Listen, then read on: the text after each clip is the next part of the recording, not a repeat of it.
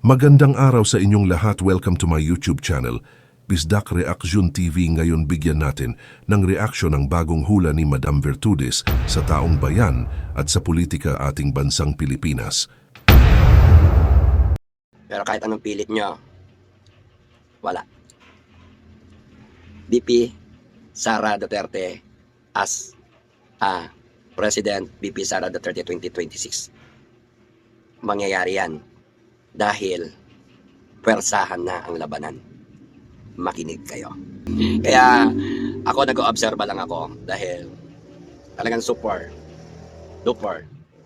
Ayan, marami man ng mga opportunities na magaganap at marami ng grupo, ng mga leaders ng grupo ang lalabas at makikibaka. Kaya labanan, yan ang mangyayari ngayon. Lalabas ng mga grupo by group. No? Maraming liderato sa mga grupo o grupo-grupo ang lalabas ngayong 2026 coming soon. Kaya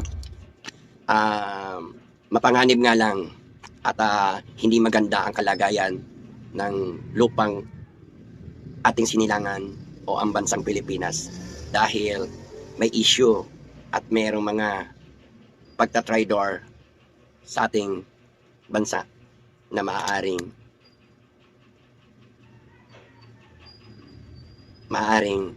ikalungkot o ikagalit pati sa malalaman tungkol sa bansa. Maaari bang makakauwi ba si PRRD? No? Makakauwi si PRRD agad-agad kapag natalo na itong mag-asawang demonyo na kinokontrol ni Satanas. So ayan, kailangan matalo to para makauwi na kagad si former President Duterte.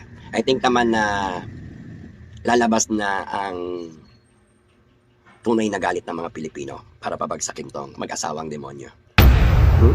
At ito ay mag-asawa at ang kumukontrol din sa mag-asawa. At isang malaking demonyo or impacto. So ayan, kayo nang bahala mag-isip kung ano ibig sabihin nito na tatlong person na makademonyo na kailangan matalo or mapabagsak na nakalaban ni former President Duterte o ng pamilya Duterte. Next, unexpected happen na maaari makauwi si former President Duterte ng hindi nalalaman or sorpresa, no? Anytime, anywhere, at anyway. Di ba? Kaya pray.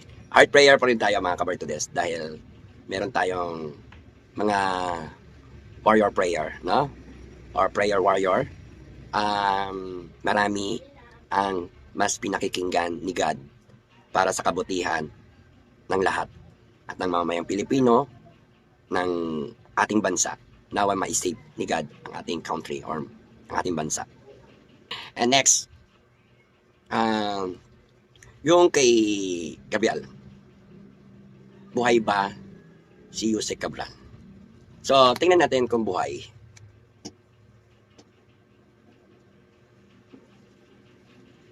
Buhay nga ba si Yusek Cabral? Yes, buhay na buhay. Kaya, huwag na kayo maguluhanan. Ha? Parang isang pelikula lang yan. Scripted.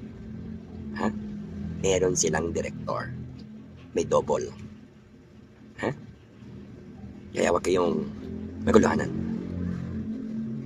Direct to the point. Buhay.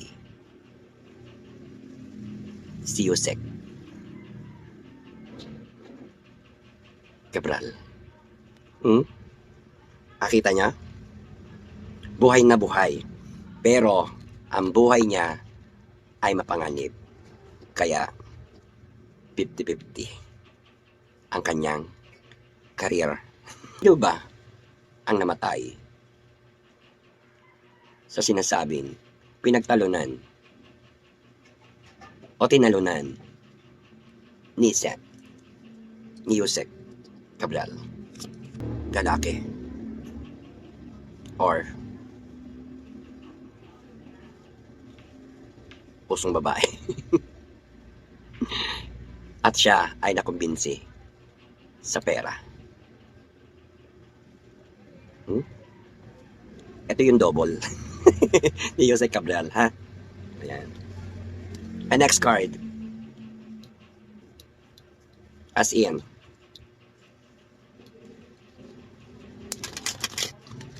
mix itong ating tarot card, ha? Kung ano yung ilalabas ng tarot card.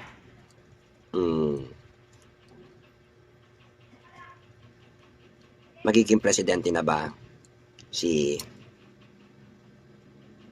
President BP Sara Duterte?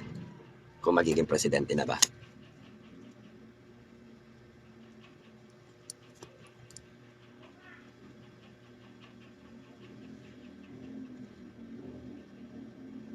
Yes, malapit na.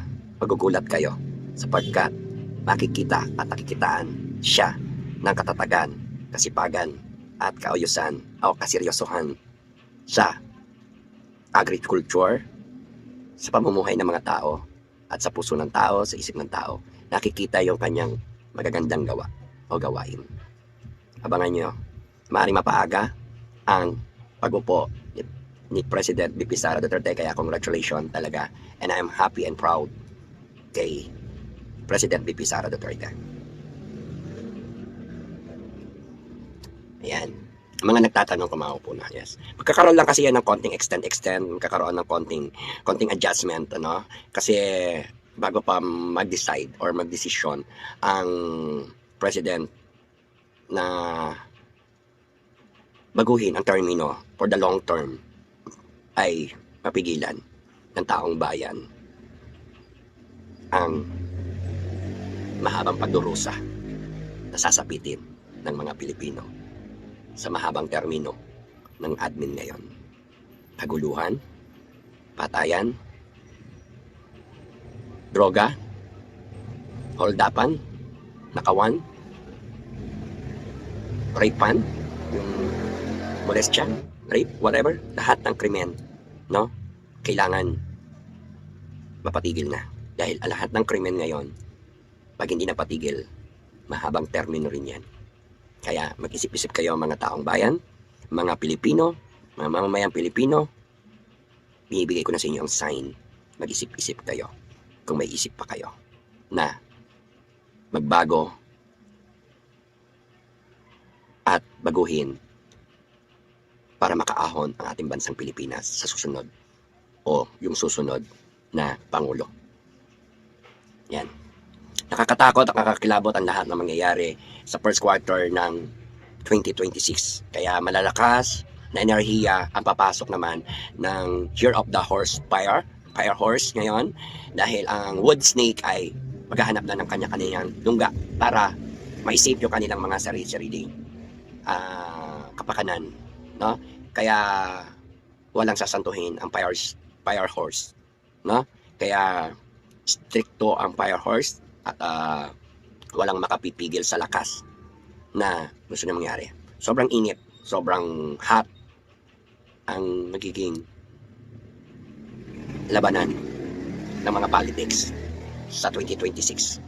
Grabe, andyan na kasi yung mga harassment, threat, at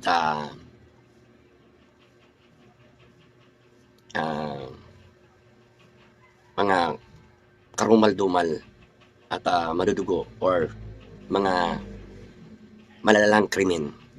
Kaya kakainayang yung ginawa ni President Duterte na dati okay na